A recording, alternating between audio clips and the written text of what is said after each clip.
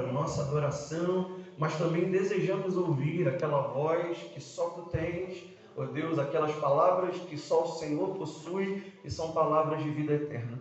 Olha, o nosso coração, a nossa vida, nos conduza na reflexão essa noite, que o nosso coração possa sair, ó Deus, consolado, exortado, edificado, ó Deus, pelo Senhor. E se talvez, ó Deus, há entre nós aqueles que ainda, ó Deus, não se decidiram pelo Senhor, que através da Tua palavra, ó Deus, esses corações também possam entender que quem tem nos chamado e quem tem nos encontrado é o Senhor. Nós te oramos, gratos por tudo, em nome de Jesus. Amém e amém. Pode se assentar. Só tomar um pouco de água aqui.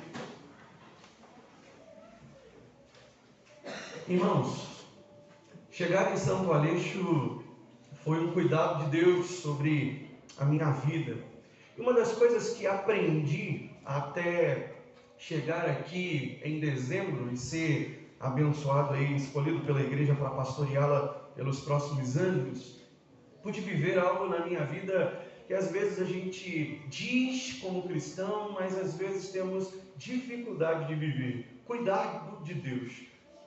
Dependermos e confiarmos no cuidado daquele que tem o controle das nossas vidas. Muitas vezes nós dizemos assim, não, eu confio em Deus, eu sei que Deus faz o melhor. Às vezes a gente até grava Romanos capítulo 12, onde diz que a vontade do Senhor é boa, perfeita e agradável, mas vivermos a vontade de Deus em alguns momentos nos fazem, vamos dizer assim, duvidar, em alguns momentos nos fazem viver ansiosos, talvez cabisbaixos, desesperados, porque sabemos, mas ao mesmo tempo ainda não dependemos totalmente. E depender de Deus é algo que muitas vezes nós como cristãos vamos viver constantemente essa luta no nosso coração. Entretanto, ao olhar para as Escrituras é ver que o Senhor não deixa de cuidar do seu povo.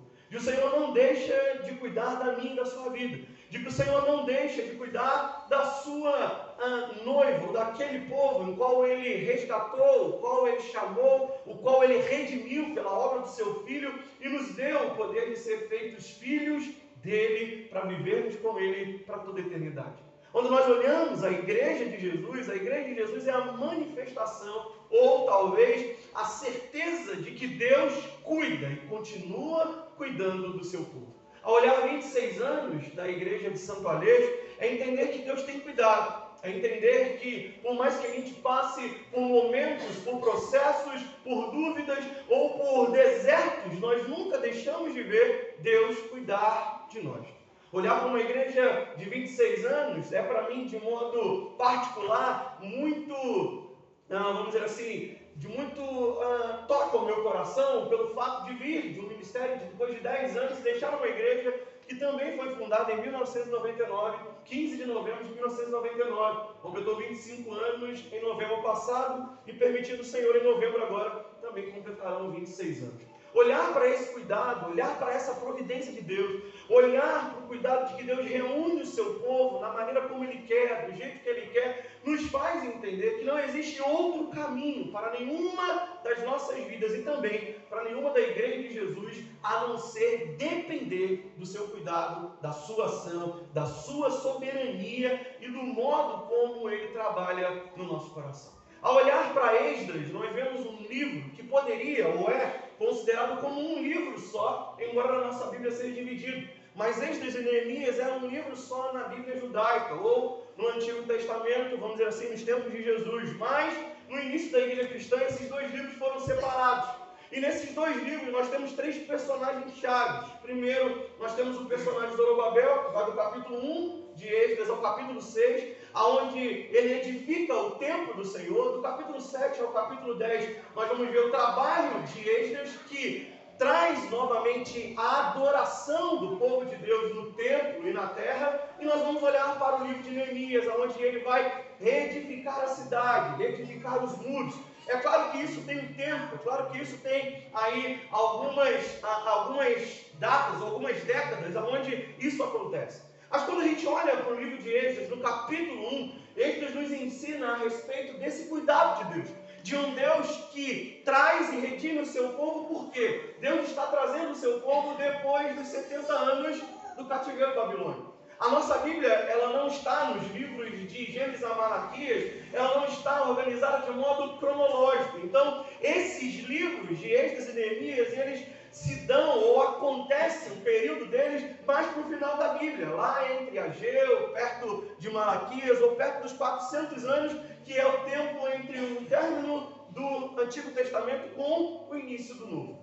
Embora a gente não consiga ver isso de maneira didática, eu queria apenas só trazer e fazer uma pincelada. Qual que é o contexto de Esdras? O contexto de Esdras é mais ou menos aqui, ele começa falando de Ciro, mais ou menos pelo ano 530, ou 535, 38, antes de Cristo.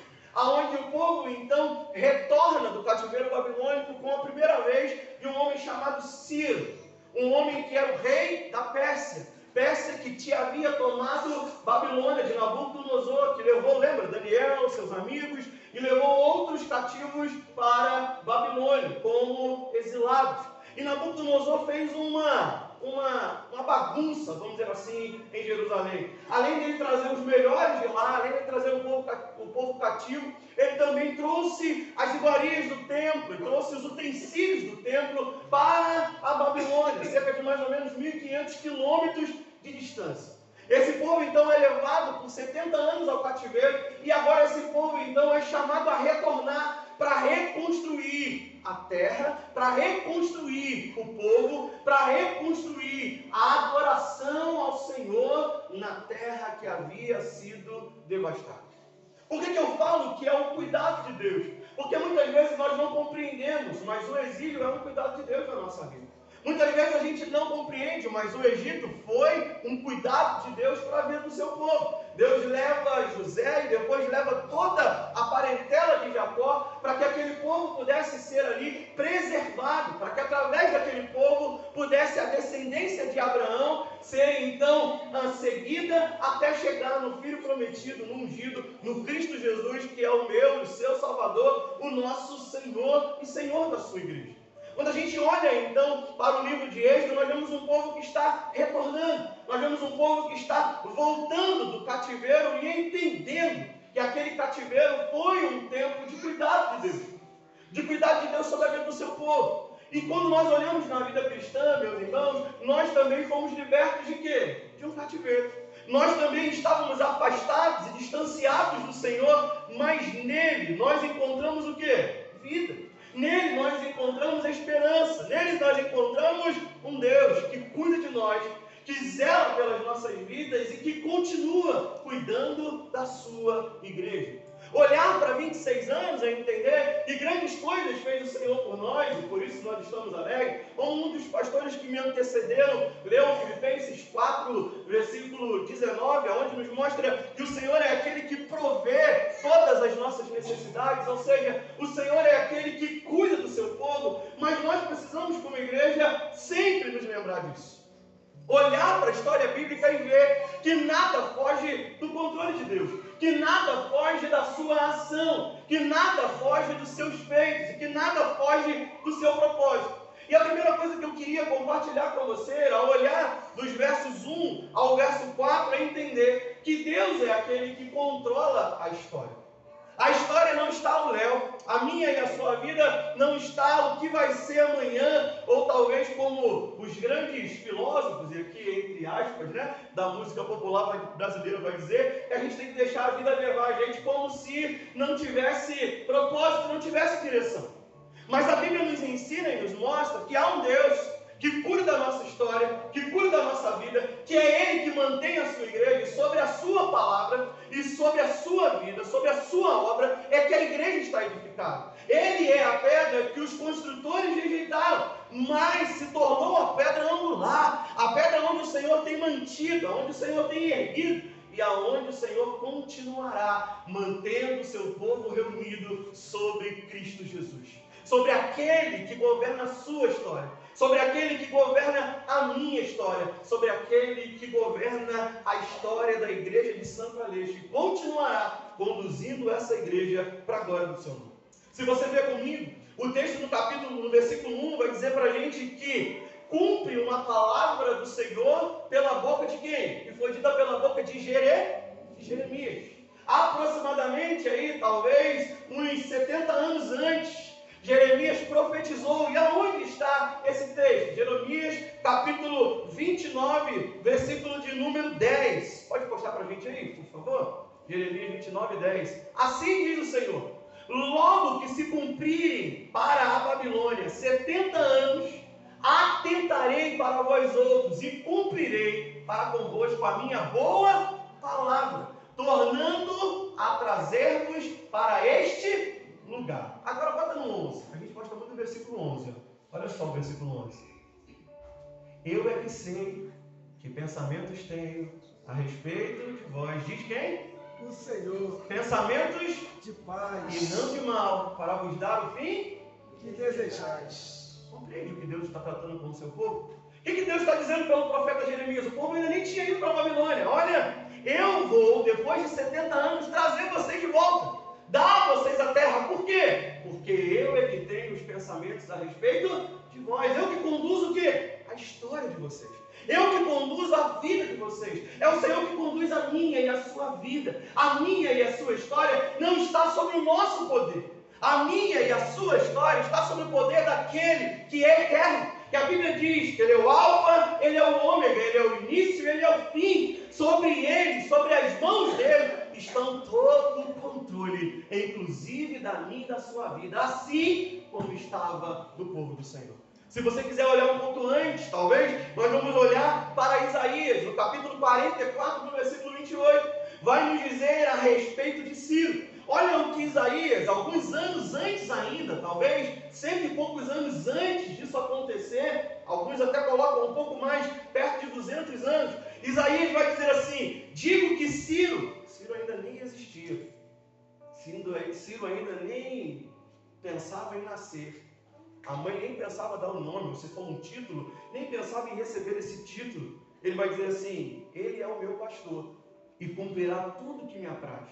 Que digo também de Jerusalém, será edificada, e do templo será fundada. Versículo 1 do 45. O Senhor vai chamar ele de meu pastor, no 28, e agora no 45, versículo 1, ele vai dizer: ele é o meu ungido. Às vezes a gente pensa que Ciro era um homem de Deus, né? Mas na verdade não, era um homem incrédulo. Mas Deus usa dizendo assim: olha, ele será o pastor de vocês. Mas ele não será só o pastor de vocês, ele também será ungido. Perceba, ungido no Antigo Testamento aponta para Cristo, aquele que é separado, para uma missão, aquele que possui o Espírito do Senhor. Olha o que diz Deus a respeito de um homem incrédulo. Para quê? Para abençoar, para cuidar e para fazer com que a boa vontade de Deus cooperasse para aqueles que esperavam e creiam nele. É por isso que Paulo, conhecedor de todas as coisas, ele vai dizer para nós: nada, em Romanos capítulo 8, nada pode nos separar do amor que está em Cristo Jesus. Porque todas as coisas cooperam para o bem daqueles que amam a Deus. Por que todas as coisas cooperam para o nosso bem? Porque o nosso Deus está no controle da história. O nosso Deus está no controle da minha, da sua história e da história dessa igreja. A nossa vida pertence ao Senhor. A nossa vida não pertence a nós, a nossa vida não pertence às nossas próprias escolhas, ao nosso próprio desejo. A minha e a sua vida deve ter e depender, essa deve ser a nossa consciência, todos os dias do Senhor. Sem o Senhor, seria de nós. Ah, se não fosse o Senhor, nos diz o salmista. Ah, se não fosse o cuidado dele. Ah, se não fosse o fortalecimento dele. Filipenses capítulo 4, que já foi trabalhado por nós. Se não fosse o cuidado, se não fosse o fortalecimento do Senhor. Que Deus é esse? O Deus que controla a minha e a sua história. Pode parecer, meu irmão, que o exílio é a palavra final para nós. Mas Deus está dizendo: não, vocês passarão 70 anos lá, mas eu os trarei de volta, eu reconstruirei, porque eu é que conduzo sobre as minhas mãos está toda a ordem, toda a história, e tudo coopera para a minha vontade. Eu aprendo com isso nesse primeiro ponto, o Deus que controla a história. Muitas vezes nós vivemos uma vida cristã muito baseada nas nossas escolhas, nos nossos desejos. Muitas vezes nós vemos para a igreja quando tudo está bem, ou nós vemos para a igreja quando a gente quer. A gente conduz a nossa vida muitas vezes como se Deus não existisse, ou como se Deus não tivesse preocupado. Muitas vezes nós adentramos por aquela porta, ou seja, nas nossas igrejas que não congregamos aqui, congregamos talvez em outro lugar, entramos como se fosse mais um domingo, mais um culto de aniversário. 26 anos, ano que vem, se eu estiver vivo, vai ser 27. A gente vai vivendo, como se o Deus, Criador e poderoso, aquele que nos conhece, aquele que nos sonda, aquele que nos formou, como se Ele estivesse distante de nós. Ao olharmos para ver que Ele é que cuida da nossa história, que Ele é que cuida da minha e da sua vida, da história da sua igreja, nós vamos ver um Deus que faz todas as coisas contribuírem, convergirem e se alinharem para que a sua perfeita, agradável e boa vontade se realize. Talvez você que entrou entre nós não tenha compreendido o quanto o Senhor é o dono da sua história. Talvez o seu coração ainda não tenha sido tocado por Ele. Talvez você ainda não tenha se deixado entregar a Ele. Porque você ainda está no comando da sua história. Às vezes nós conduzimos a nossa igreja porque achamos que é nossa. Mas 1 Coríntios, que foi trabalhado por um dos pastores também que me antecedeu, quando Paulo escreve as duas cartas, a primeira coisa que ele diz é a igreja de Deus que está em Corinto. A igreja não é nossa, a igreja de Deus. É claro que Deus dá homens e mulheres que contribuem para o crescimento e desenvolvimento da igreja. Porque Deus usa pessoas por graça e por misericórdia. Não por causa de nós, mas é por graça. Para que a igreja dele vá. Mas a igreja é de Deus. E se a igreja é de Deus, nós precisamos deixar Deus conduzir a história da sua igreja, assim como Ele conduz a nossa história. Um cristão que deixa Deus conduzir a sua vida, que deixa Deus conduzir a sua história, certamente será um cristão que abençoará para que a sua igreja também siga, se lance e deseje ver Deus conduzindo a história. Muitas vezes nós nos frustramos quando queremos ir contra Deus. Semana passada, no final da festa, no culto de domingo, lá, na festa de Andorinha, nós falamos rapidamente no culto sobre a vida de Jonas.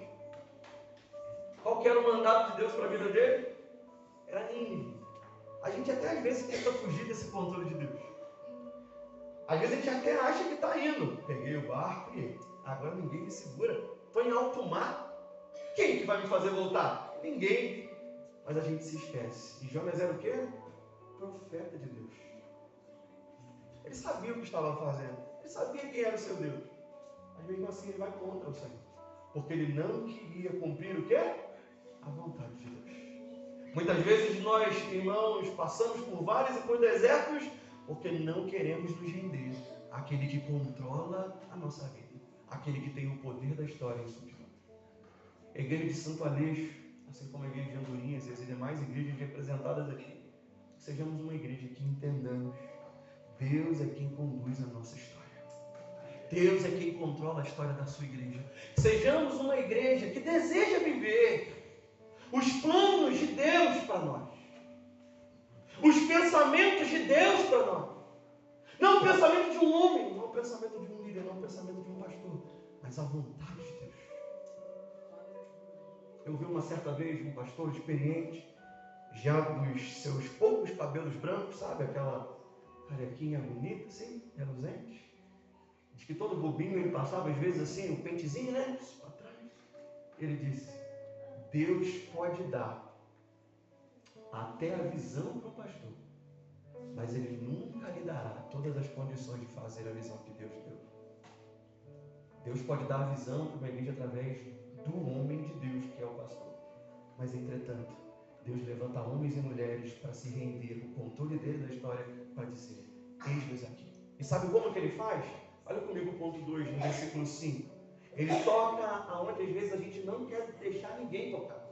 Êxodo capítulo 1, versículo 5 diz assim: então se levantaram os cabeças da família de Judá e de Benjamim, e os sacerdotes e os levitas, com todos aqueles cujo Espírito Deus, perceba, despertou. Para quê? Para subirem a edificar a casa do Senhor, a qual está em Jerusalém. Do 1 ao 4, Esdras vai narrar aquilo que Deus fez através da vida de Zorobabel, levantando um homem, conforme a profecia do profeta Jeremias e também como vimos de Isaías. Deus controla a história. Mas como que Deus faz isso? Usando homens e mulheres. Usando homens que se dispõem. Mas perceba, não é apenas se dispor. Perceba que aqueles que se colocaram de pé não foi pela sua própria vontade, pelo seu próprio querer. Mas perceba que no meio do versículo 5 diz: cujo Espírito de Deus o quê? Despertou. Se alguém entre nós na NVI, você vai ver que o texto diz que tendo o coração despertado. O espírito e coração no Antigo Testamento é como se a cabeça e o coração, vamos dizer assim, né, a razão, fosse um só. Não está dizendo o espírito, ele está dizendo só a alma, ele está dizendo o coração, o centro da vontade. Porque Deus controla a história, mas Deus, para fazer a sua vontade, Deus desperta corações. Deus desperta homens e mulheres. Deus toca no meu e no seu coração, que muitas vezes não quer, que muitas vezes está endurecido para ver quem Ele é, para reconhecer o seu poderio, a sua autoridade, para reconhecer que eu não sei o que é melhor para mim, a não ser me render diante daquele que tudo pode, que tudo conhece e que tem todo o poder. Mas eu quero dizer a você que por mais que o nosso coração muitas vezes se endureça, esse mesmo Deus que controla a história é o mesmo Deus que trabalha para que corações sejam restaurados. E é isso que acontece em 70 anos do cativeiro babilônico. Qual é o profeta que Deus levanta para dizer: eu vou dar a esse povo um novo coração? O profeta Ezequiel. Aonde está Ezequiel? Dentro de Babilônia. Você vai lembrar qual o capítulo? 37. Aquele vale de ossos secos. Mas no 36, assim também como no capítulo 11 de Ezequiel, ele vai lembrar que ele é que muda o coração.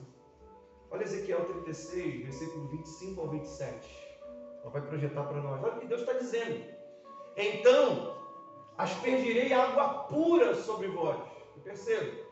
E ficareis o quê? Purificados. De todas as vossas imundícias e de todos os vossos ídolos vos purificarei. Dar-vos-ei coração novo e porei dentro de vós espírito novo. Tirarei de vós o quê? E darei coração de carne. Quem é que muda? Vamos para o 27. Porei dentro de vós o meu espírito e farei com que andeis nos meus estatutos. Guardeis os meus juízos e os observeis. Quem é o Deus que trabalha? Volta para o 26. Quem é o Deus que muda? Quem é o Deus que está interessado em despertar homens e mulheres para fazer a sua vontade? É o Senhor.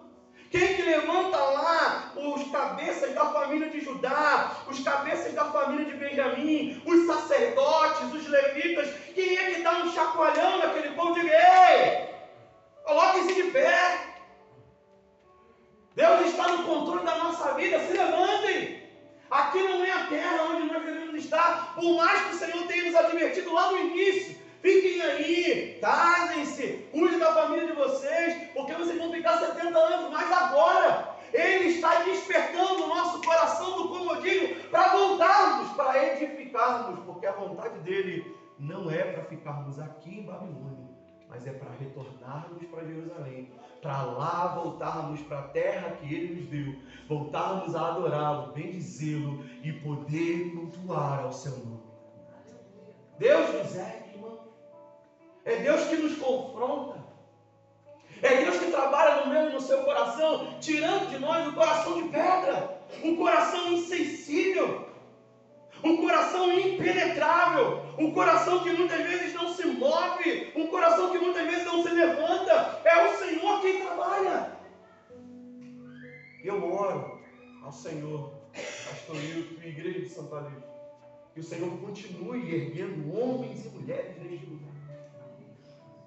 Que o Senhor continue mudando corações, tirando o coração de pedra e dando coração de carne. Um coração cujas leis do Senhor ali estão escritas, que vivem para adorá-lo. Coração que se tornem e sejam despertados pelo Senhor para fazer o seu querer e a sua vontade. Talvez, meu irmão e minha irmã, nós estejamos como Ezequiel 37, quebrados, talvez num vale de ossos secos, perdidos, desanimados na fé, às vezes fracos, entristecidos. Mas eu quero dizer a você, o Deus que desperta corações não deixou de agir. Ele continua agindo sobre a minha e sobre a sua vida, sobre a nossa igreja, sobre as nossas vidas. Nós devemos nos levar a Ele, nós devemos nos entregar a Ele, nós devemos dizer: Senhor, quebranta o meu coração, quebranta a minha vida. Senhor, eu quero me entregar a Ti. Trabalhe através de mim. Muitas vezes o nosso coração se fecha para aquilo que Deus quer. Mas eu quero dizer a você, por mais que você fuja, por mais que você se feche, Deus te encontra. E talvez essa palavra que a gente encontrar, esteja te encontrando nessa noite, te restaurando, te levantando, te erguendo novamente, dizendo a você: filho, volte, estou contigo. Tocando em mim e em você para dizer: erga-se, suba e edifique a casa do Senhor, a qual está em Jerusalém. O maior altar que nós temos hoje é a nossa vida, irmãos. E quantas vezes o altar da nossa vida está quebrado? Pedro vai dizer que nós nos tornamos um reino de sacerdotes em Cristo Jesus. Povo adquirido por Ele, reino de sacerdotes. Eu e você somos sacerdotes. Deus desperta esses homens que eram responsáveis pelo culto, dizendo: olha, volte a cultuar, volte a adorar, volte a ter um coração em mim, volte a me dar adoração, a ensinar, voltem, levitas, a cuidar das coisas da minha casa. É claro que hoje nós não temos divisão de levitas e sacerdotes, mas olhar para a restauração do culto, muitas vezes, primeiramente, olhando para Cristo Jesus, é um culto na nossa vida. Nós cantamos uma canção de quem já pisou no Santo dos Santos. Quem nos leva a pisar lá é Cristo Jesus. Ele vai dizer que Ele que abriu um novo e vivo caminho. E quem já viveu e quem vive na presença do Senhor sabe que não há um outro lugar melhor para se estar não ser na presença do Senhor. Mas quantas vezes as dificuldades, as adversidades da vida nos tiram nessa direção e nos tiram essa certeza?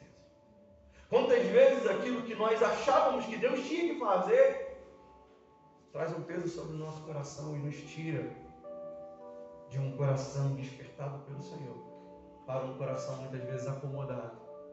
Está tão bom aqui, até que alguém levante e diz: olha, Deus está trabalhando. O rei está dizendo para a gente voltar. Assim como foi profetizado por Jeremias há tanto tempo, por Isaías há tanto tempo, Deus está agora despertando esse povo. E olha, Ele está usando um incrédulo. Ele está usando um rei ímpio para abençoar e para despertar seu povo. Às vezes a gente quer que o profeta maior do profeta venha falar com a gente. Às vezes a gente quer a oração do pastor Hilton, que a oração do pastor Hilton vai ser melhor. Deus usa as circunstâncias que nem eu e você imaginamos para dizer para nós: volte, para tocar no nosso coração e nos quebrantar, para voltar para Ele. Despertar o meu e o seu coração só pode ser, só é uma ação vinda de Deus. 1 Coríntios 13 fala do amor, como foi lido. 1 João é a carta do amor, e o João vai nos dizer que nós só podemos amar o Senhor porque Ele nos amou primeiro. Nós só respondemos porque Ele veio primeiro até nós. Ele que desperta o meu e o seu coração, para que a gente suba e reedifique o altar na nossa vida. Quando Zorobabel chegou, Jerusalém estava destruída. O templo estava destruído. Se você ler do versículo 6 ao versículo 11, você vai ver que Nabucodonosor tinha trazido tudo da casa, do templo, tinha levado para os deuses da Babilônia. Mas o povo, mesmo 1.500 anos, eles não veem 1.500 quilômetros, eles não veem a distância. Mas serão tantos meses de caminhada. Não tinha caminhão, não tinha trem, não tinha ônibus, não tinha avião. Mas quando o coração é despertado pelo Senhor, nós não medimos os sacrifícios. O nosso coração se rende para dizer: é a tua vontade. Transformados por um coração novo, nós dizemos sim à tua vontade. E nós vamos fazer. Não importe o quanto isso há de nos custar. E qual é a garantia disso, irmãos? Eu quero terminar. Qual é a garantia disso? Um Deus que controla a história é um Deus que desperta corações. E é um Deus que não se esquece jamais do seu povo. Deus não se esquece do seu povo. Se você ver o capítulo 2, a gente podia até ler. Eu vou pegar aqui a brincadeira, não sou muito de fazer assim, eu vou pegar a brincadeira do pastor Hilton. Se quiser, a gente pode até ler. O capítulo 2 de Esdras, até o versículo 61, a gente tem um monte de nomes. Aproximadamente a contabilidade aqui dá uns 42 alguma coisa. 42 mil pessoas que retornam com Zorobabel para Jerusalém, para edificar. E todo o nome daquelas pessoas estava onde? Olha comigo o versículo 62. Vai dizer assim: estes procuraram o seu nome, procuraram o seu registro nos livros genealógicos, porém o quê? Não acharam, pelo que foram tidos por imundos para os sacerdotes. Quem que eles estão dizendo? No versículo 61. Os filhos do sacerdote Abias, Cós, Barzilai, Gileadita. O nome deles não estava no livro. O nome dos restantes estavam. Seus filhos, suas famílias, e quantos vieram. Mas o nome desses sacerdotes não estava, porque eles eram encontrados o quê? Como impuros, como aqueles cujo coração não foram o quê? Despertados pelo Senhor. Eu e você, irmãos, somos alguém, somos um povo, somos uma igreja, que Deus tem cuidado e tem despertado o nosso coração. Porque Deus controla a nossa história. E se Deus controla a nossa história, desperta o nosso coração, Ele não se esquece de nós. Lucas, para terminar, capítulo 10, verso 20, vai dizer assim: no entanto, os discípulos voltam alegres.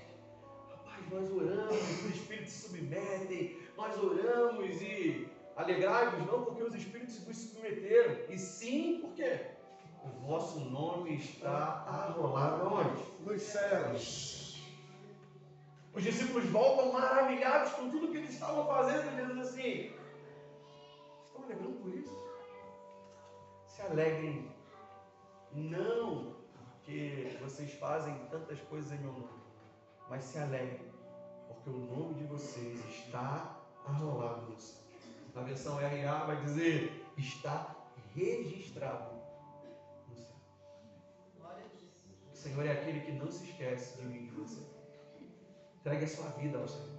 Talvez você seja um cristão, esteja caminhando nessa igreja, continue se entregando a Deus. É o Senhor que tem conduzido essa igreja. É o Senhor que tem conduzido a sua vida. Continue pedindo ao Senhor: desperte-me. Talvez para mais 26, para mais 50. Quem sabe Deus permita você vai estar aqui no centenário. Até que Ele volte. Até que Ele venha. É isso. Mas se não, peça a Ele: Senhor, conduza a minha história. Não queira você escolher a sua história. Diga: Senhor, eu confio de que o Senhor está cuidando da minha história. Desperte o meu coração, para que todos os dias o meu coração eu reedifique o altar de adoração ao Senhor. Para que eu reedifique a minha vida em Ti. Para que eu possa me alegrar, não por aquilo que eu faço, mas porque o meu nome está escrito no reino dos céus. Talvez você entrou aqui nessa noite não entendendo nada, ainda não seja cristão. Eu quero dizer a você, o Senhor também cuida da sua história. Talvez você entrou aqui com dúvidas, questionamentos. Quero dizer a você, por mais que você fuja dos olhos de Deus, ninguém se esconde. Cuidado, porque ninguém se esconde. Deus cuida da sua vida, Deus vai continuar cuidando. Deixe Deus despertar o seu coração. Se renda a Ele. Se entregue a Ele. E lembre-se, por Ele ninguém é esquecido. E é Ele, somente Ele, que pode escrever e registrar os nossos nomes nos céus. A igreja é a manifestação viva, real, do cuidado de Deus. Porque nós fomos resgatados do exílio, da escravidão, do mundo de pecado, redimidos pela vontade de Deus e pela obra do seu Filho. Nosso coração foi despertado, não porque a gente é melhor do que alguém, mas porque o Senhor nos alcançou. E a maior dádiva que temos é de que o Senhor não se esquece de nós, tanto é que os nossos nomes estão registrados no céu.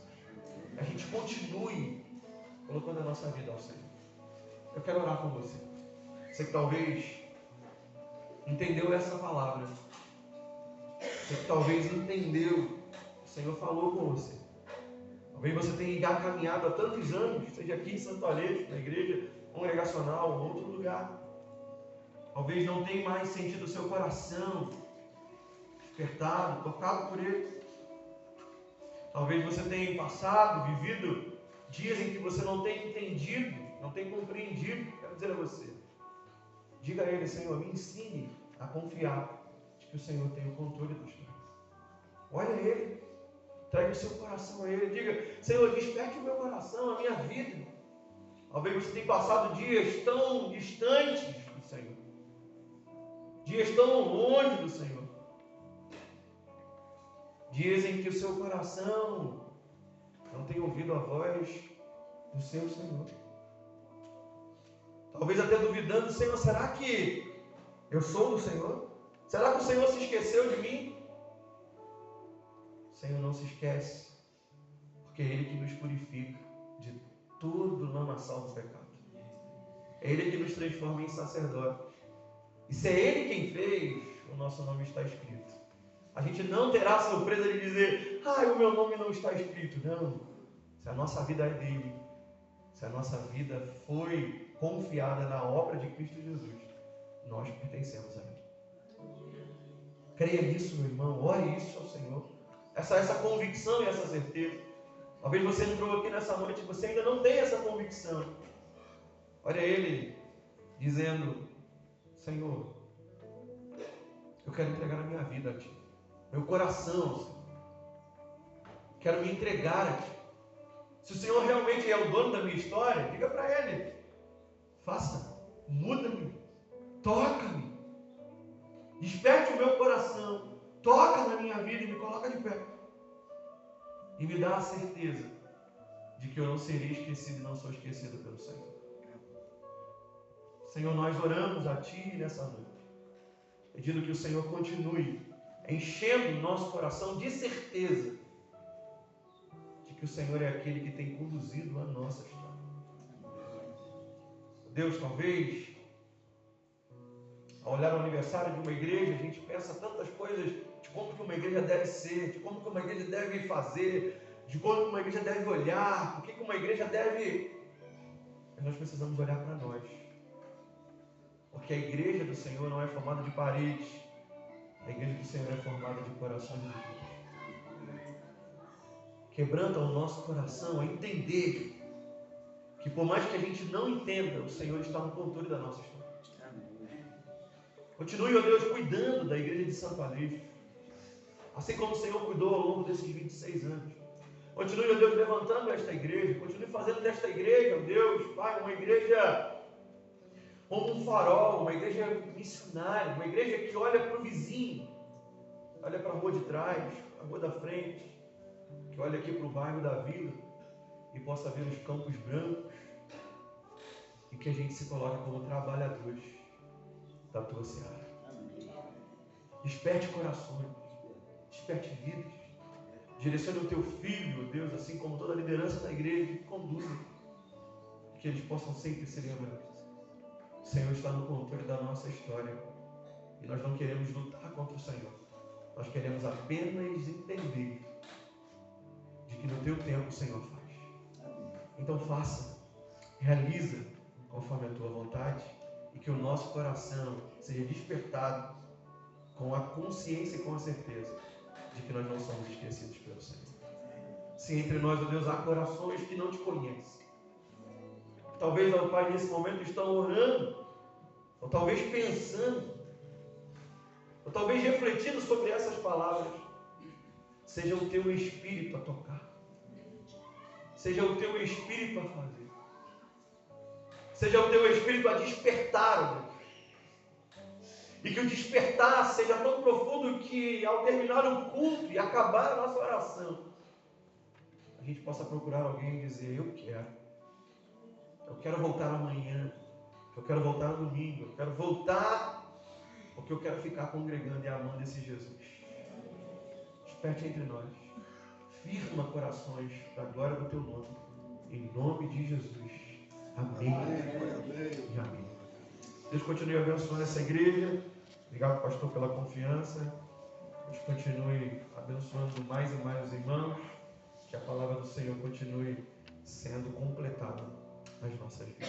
Amém? Deus te abençoe. Obrigado.